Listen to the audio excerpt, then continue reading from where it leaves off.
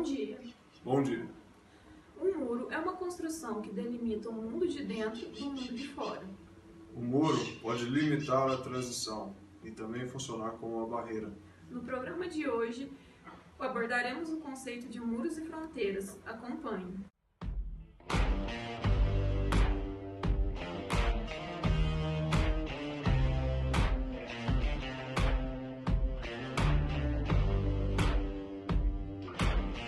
Para o melhor entendimento sobre o assunto, vamos agora com o nosso repórter Paulo André, entrevistando um especialista sobre o assunto. Para entendermos melhor a temática de hoje, convidamos aqui o historiador Gustavo Nascimento. Bom dia, doutor. Bom dia. Então, Gustavo, qual é o papel dos muros hoje? Os países já apostam atualmente no controle de fronteiras, erguendo cada vez mais muros. E para que serviam os muros? Na Idade Média, as cidades muradas eram construídas a fim de proteger as comunidades de um possível ataque. Porém, com a tecnologia, os muros não dão mais conta de evitar ataques bélicos. Por que fazem isso?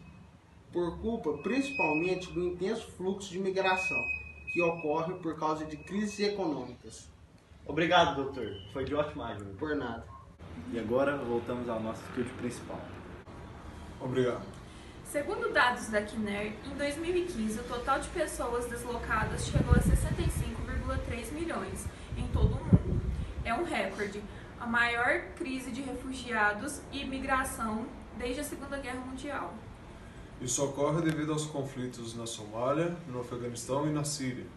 Na prática, esses muros deslocariam o fluxo para outro local e de outras formas. O perigo é evidente.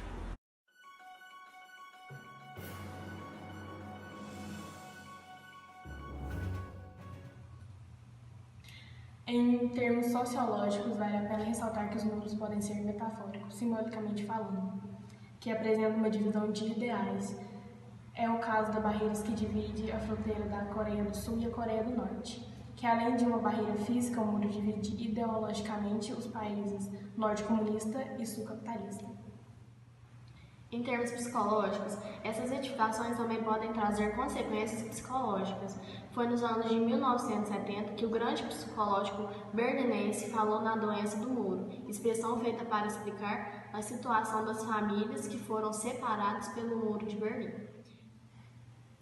Já em termos geográficos, as fronteiras estão longe de acabar, mas passam por uma profunda reformulação, avaliam pesquisadores.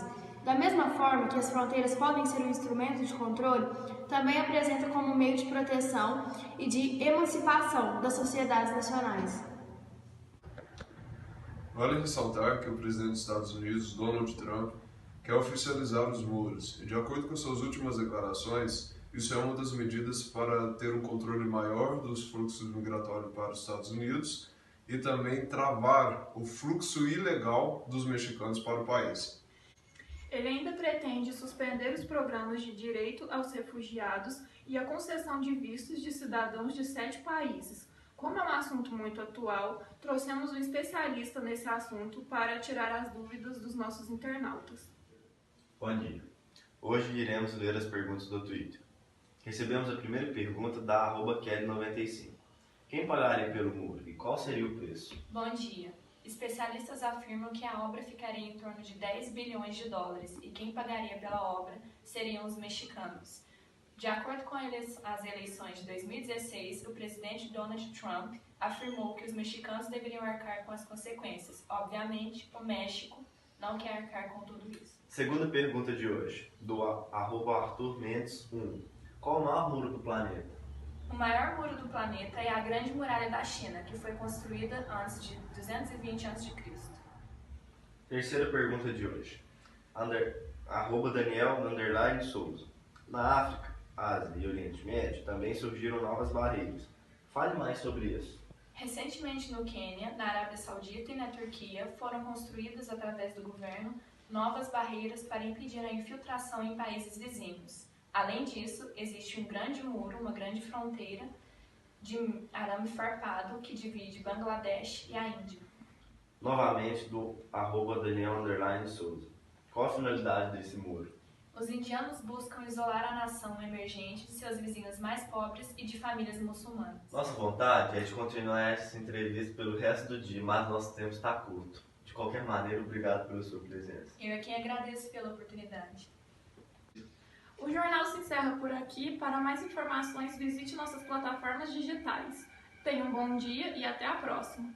Obrigado pela sua audiência e, como diria nosso querido Chico Pinheiro, coragem, hoje é segunda-feira. Uma ótima semana a todos.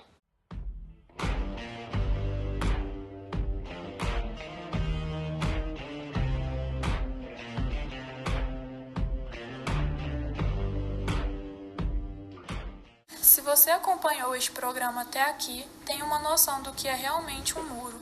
Porém, nosso trabalho é transmitir ainda mais conhecimento.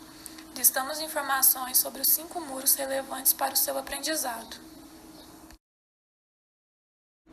Cisjordânia, Israel. O primeiro da lista é o Muro da Cisjordânia, localizado em Israel. Esse muro começou a ser construído em 2002, período da Segunda Intifada, e separa Israel do território palestino da Cisjordânia. Na época, o intuito era impedir a entrada de palestinos para prevenir atos de terrorismo. Os que se opõem à barreira denunciam que o muro é uma ferramenta usada por Israel para, além de interditar as negociações de paz por estabelecer unilateralmente novas fronteiras, também anexa gradualmente porções do território palestino, das quais passaram a abrigar assentamentos israelenses. Estados Unidos e México. Cerca de 1.000 quilômetros já são cobertos da fronteira dos Estados Unidos com o México. Nosso segundo tópico da lista. Os países são cobertos por barreiras físicas, como cercas e muros. Elas estão situadas nas cidades de El Paso e Ciudad Juárez, e também entre San Diego e Tijuana. Essas barreiras são um símbolo da política xenofóbica anti-imigração norte-americana. Com os ataques de 11 de setembro de 2001, os Estados Unidos intensificaram ainda mais a divisão, temendo que terroristas pudessem entrar no território norte-americano através do México. Coreia do Norte e Coreia do Sul. Como apenas mencionamos o Muro das Coreias, agora faremos uma explicação resumida sobre ele, ganhando destaque em nosso terceiro lugar. Em 1977, a Coreia do Sul construiu um muro na fronteira com a Coreia do Norte.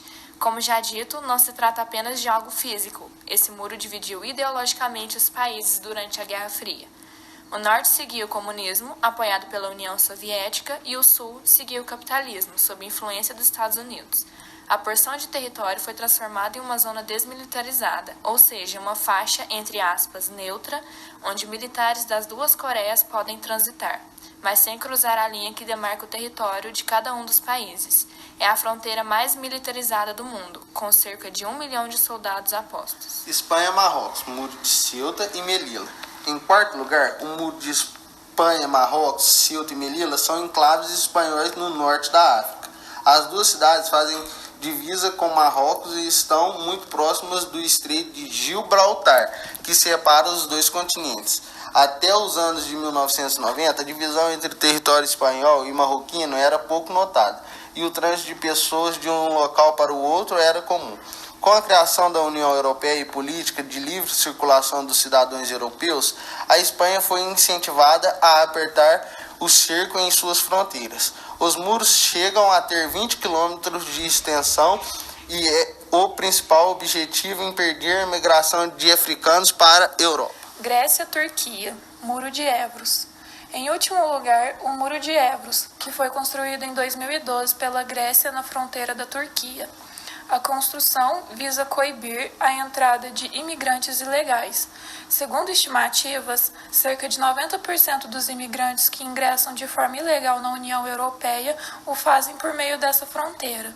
O muro foi construído ao longo de um trecho da margem do rio Evros, fronteira natural que separa o território europeu dos vizinhos turcos.